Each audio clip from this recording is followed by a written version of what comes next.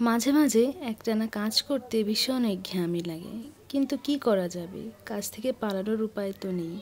তাই কাজ, একটু রেস্ট, আবার কাজ। আমার মনে হয় ক্লান্তিটা কেবল শরীরের হয় না, মনেরও হয়। তাই আমাদের উচিত শরীরের ক্লান্তি দূর করার পাশাপাশি মনের ক্লান্তি দূর করার উপায় বের করা।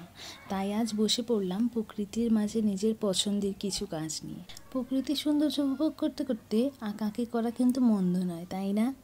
আজ নিয়ে বসলাম 12 সাইজের এই বড় লিপ্পন বোর্ডটি নিয়ে। পেন্টিং আমার কাছে ভীষণ প্রিয় জিনিস। আঁকতে আঁকতে ভেবেই নিলাম এই বোর্ডটির কী নাম দেওয়া যায়।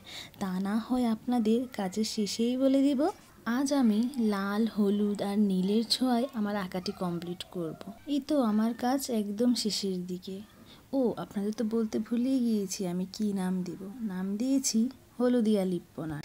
নামটি আপনাদের কাছে কেমন লাগলো তা অবশ্যই কমেন্ট বক্সে জানাবেন। এই নাম দেওয়ার পেছনের গল্পটি না হয় পরেই বলবো, আজ আর নয়। দেখা হবে অন্য কোনো ভিডিওতে। আমার লিপ্পন আর্টগুলো যদি আপনাদের পছন্দ হয় অবশ্যই অর্ডার করতে ভুলবেন না।